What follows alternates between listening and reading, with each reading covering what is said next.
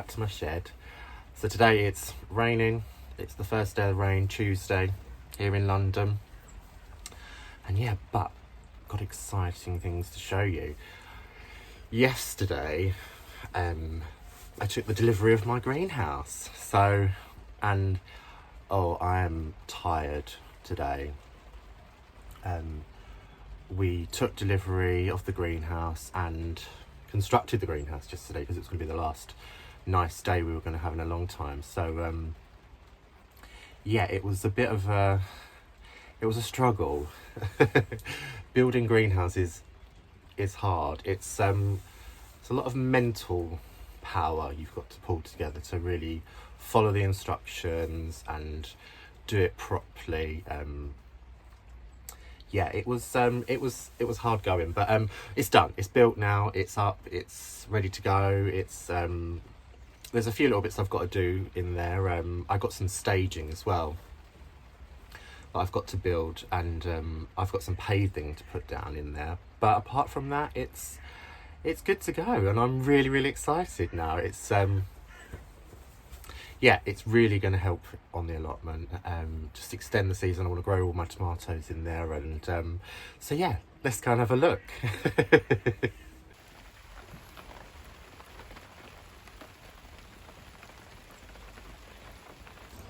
So here we are in the new greenhouse, all complete. Yeah, I love it. So pleased with it, to finally have a greenhouse, waiting all those years, saving up. Yeah, took ages to build. I think it took about, I think we started building at 8 o'clock in the morning and finished at 7 o'clock at night. So 11 hours in total, but well worth it. You need someone to help you build it. Absolutely. This is it's a 6 foot by 8 foot Halls, which is the maker, Halls, at plain aluminium finish with the horticultural glass. Yeah, I just can't wait to get growing in it, really. I've got all my tomatoes. I'm nearly ready to go, but I think I've had some dodgy compost, because they're not getting on with the growing with them, really. They're just taking their time. But I'm going to start bringing them down here now, and hopefully with this extra bit of heat that the greenhouse provides, it will really get them going, and then I can start planting them out in the greenhouse. And well, what I wanted to show you was just a couple of bits that they don't show you really, that caught us out a little bit when building the greenhouse. Some of the bits that are quite time consuming, and just bits to watch out for if you're thinking about building your own greenhouse. So I might film some of this outside, I might film some of it inside. Like I said, it's raining a lot today, and yeah, I didn't bring an umbrella with me or an overcoat or anything, so I don't really want to get too wet, but I'm going to try and bring it. I'm going to try and show you everything. So yeah, I'm going to flip you round and do a little tour of the greenhouse. Okay, let's go. First thing I want to show you is this rubber sealant that you have here, that basically goes on every single piece of aluminium in here. I don't know if you can see it, all runs, and it has to be installed. You have to install it yourself and cut it to size yourself on every single piece of aluminium, and this takes a long time. Yeah, that's just one of the things I would really be mindful about, because that was one of the bits they don't tell you about in the instructions or the YouTube videos. So yeah, prepare yourself for that, because that took forever. Yeah, another piece of advice that I would advise people to get, as you can see, this is not on any sort of hard standing. It's gone straight on to the soil. What I would advise you is, sorry, there's some of my plants there, is to buy the base, or like I did, I got it free as part of the deal, because this is actually, here is the bottom of the greenhouse, and then you can buy this extra piece here, that is the base, and it's really, really good for going on to straight onto the soil, because in every corner of the greenhouse, and you won't be able to see it in here, but in every corner there's like a big long spike that you put into the ground, which anchors the greenhouse into place and stops it from flying away, basically, in the high winds that we get here sometime. And yeah, I think it's safe to go outside now, because, well, the rain seems to have eased off a little bit, so I'm going to go outside. Let's go outside. As you can see, the glass comes in sections, which you install. Now, these are the clips that hold it in place. As you can see, that holds the glass in place. They're quite annoying to try and work out how to do. And there is a little YouTube video that Halls provides that shows you how to install them. So it's advisable that you follow those instructions carefully, because it can go wrong.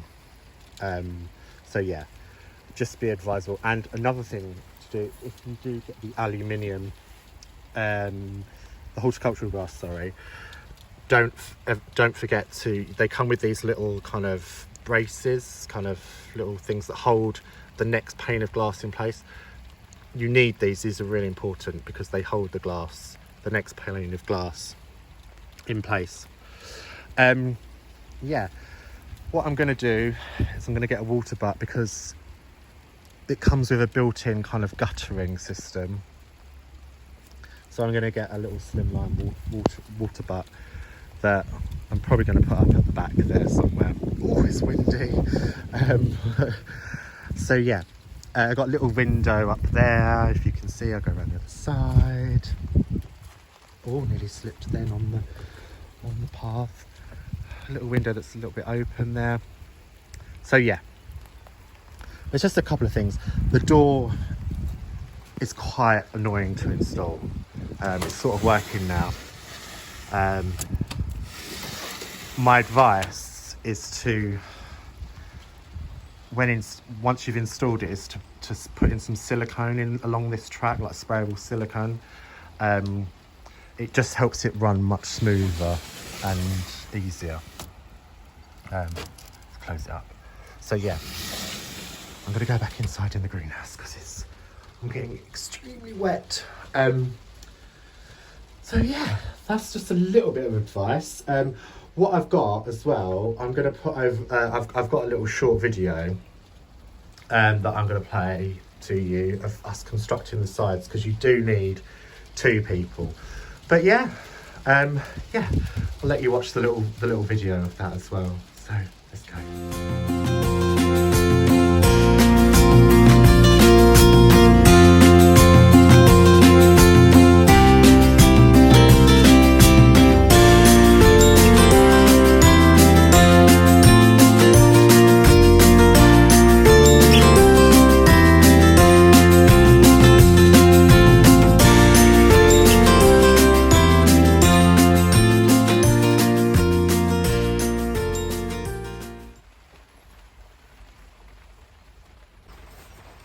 Oh, I'm back in the shed. I'm gonna have to film the rest of the greenhouse outside when it eases off a little bit. If it eases off a little bit, we'll see. So in my last video was a bit of a Q&A, and I asked if you wanted to ask me any questions, and well, I'm going to answer some of your questions from the millions that have been asking me questions. You know, I've been inundated. Yeah, so first question is from Richard and Paul. Have I unearthed anything interesting on my plot? Actually, yes, I have. About a couple of weeks ago, I found a halfpenny. It's a bit corroded. I don't know if you can see it if I hold it up close. No, it's not going to focus. But yeah, it's a halfpenny. I might have to put some brasso on it to kind of, I don't know what the date is, but it's got Queen Elizabeth II's head on it. And yeah, I found it whilst digging. I know it's not thousands of years old, but I've never seen a halfpenny before, and yeah, it's going to be my lucky penny for the allotment when I'm growing. So I'm keeping that safe. But your question, Richard Paul, got me doing a bit more research into the allotment, because I didn't think I really answered that question about if there's anything interesting on the allotment, you know, digging down. You're not allowed to dig no deeper than 2 foot, 'cause it's an archaeological site and so on, but I wanted to explore that a little bit further. I'm just going to share with you a few things that I've found out, but I also want to do a separate video on this because it's actually really interesting, this whole area, this whole site, and what it's affiliated to with the palace that we have here. It's a palace in Fulham. So yeah, and it's linked to the question that they asked me: have I unearthed anything interesting? Well, not me personally on these things, but this is what has been. These are some of the things that have been found within the grounds of the palace and the allotments. So they've discovered that there was Roman settlers here, Saxon squatters, and Viking invaders have actually pitched up on the allotment site. Now, the allotment site was originally a meadow, so it would make sense for them to pitch up here. And yeah, and the things that they found is struck flint from, and I've got to get this right, late Mesolithic, can't say it, to early Neolithic, which is about 6,000 years old, which is, you know, that's a lot of age. They found things from the Bronze Age. They found Roman pots from AD 200 to 400, and they've also found Roman coins and Tudor kind of beads and pots and other bits and bobs they found from the Tudor period, because the house is Tudor, as the palace is Tudor as well. And then between 1066 and 1485, which I find really interesting, is 36 acres of this site. It was enclosed in a moat, which they believe was kind of the biggest was the biggest in England at the time, and possibly in Europe, but I think there's some contention on that. Then in 1916, the bishop handed the meadow, his meadow, that was attached to his house, and which was the year of the First World War, and it was for the Dig for Victory campaign. So he turned all of the meadow over to the people around here, and yeah, it became part of the campaign for Dig for Victory in World War One, and it has been ever since. It's been for the people of Fulham and Hammersmith. And yeah, 2016 they celebrated their 100th year. So yeah, it's an old allotment site, but obviously when it was a meadow as well, it was used as agricultural land. Second question is from Blue Wanderer 60 on Instagram. Hi. She asks, secret to growing non-woody parsnips. Well, if you can get your parsnips to germinate, how to not make them, sorry, it's cold here. Oh, sorry, pardon me. So non-woody parsnips. That one's kind of stumped me, because I use, if you can get them to germinate, I use this one, which is Gladiator, and it is an F1. I know F1s are not great,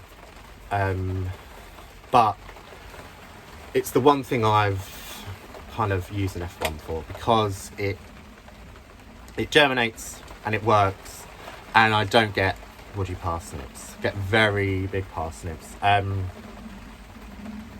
as well, I water my parsnips quite regularly, so that probably does help as well. And you know, if you don't want them woody, dig them up young. I found if you dig them up young, cut them up, parboil them, freeze them, they're still as sweet as when you get the first frost that hits them. So yeah, that's my piece of advice for you. I hope it's helpful. third and last question from the hundreds of thousands and millions of emails, messages and DMs you've all been sending me. It's from Saskia. Hi Saskia. She asks which varieties of veg I grow, and it's in the context of, do I grow heritage, unusual or reliable? I have to be honest, I go for reliable because being that I grow on the allotment, I need something that's going to be a good doer. An example of that is Carrot Autumn King. Autumn King 2, that one. It works, it's reliable, it grows. And a lot of my vegetables are kind of the staples, the reliable doers of the allotment, because I want food. Don't get me wrong, I go for some unusual stuff. When I first started, I was going for some unusual bits and bobs. I think next year I'm going to go for some more unusual tomatoes, because I want to grow some more unusual tomatoes, more just something a bit more interesting, especially in summer salads and things. So, but as well, I will grow alongside them those unusual tomatoes. I'm going to go for the staples as well, like Gardener's Delight and things like good croppers, good reliable croppers, and relatively disease resistant ones I go for. Just because, like I said, it's an allotment, you can't be down here all the time tending to it, looking after them, and they have to kind of look after themselves and, you know, prove their worth. So yeah, what I'll do actually is I'll leave a list of all the kind of vegetables that I'm growing this year and the names, so you can look them up, and hopefully that will help you. Well, that's it from me, guys. It's cold and wet down here on the allotment, and I can't really get on with much. I've tidied my shed up and everything, but I think I'm gonna go home, edit this video. It takes forever. Yeah, see you later, guys. Thanks for watching, and please subscribe if you like my channel, and yeah, thanks guys, bye. So I just wanted to show you this. On our allotment we have what we call flower pots, and here's all the allotments over here, the allotment field, and around the perimeter we have all these little kind of plots of land sorry, excuse me, that have been divided up into little flower pots, and they're given to allotment holders for free. It's kind of a first come first served service sort of thing. And yes, we use them to grow all, you know, kind of all the flowers. It's only just for flowers you're allowed to grow here. And I've been lucky enough to have been given one, which is really exciting. Look at that lovely lilac up there, look. Yeah, it's all spring. This one tends to have all spring and bluebells in here and stuff. They're just going over now, as you can see. Look at that lovely lavender, that lilac up there. So yeah, I just thought I'd share with you. And everyone's got their own little kind of individuality. Everyone's quite individual, and yeah. So I've been given one about a year ago, and it's the next thing on my list of things to do. So yeah, here it is. Looks a bit of a mess right now. It's a bit weedy because I've been focusing on the plot, but while I've planted all in here, this is all full of dahlias. Look at these, and the peonies are out as well. Yeah, if I can reach in there. Look at that. Yeah, so I'm going to be working on this site a bit more, and this little bit more, getting it ready for the dahlias when they all start coming up.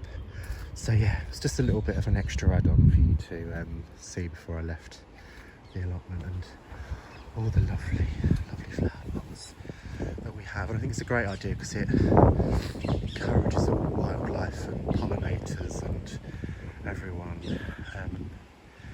all the good things that come here. So yeah, it's just a nice little bit more gardening and a little bit of loveliness that we have down here. Yeah. Bye now. Bye for the last time. Bye guys. Until next time. Bye for now.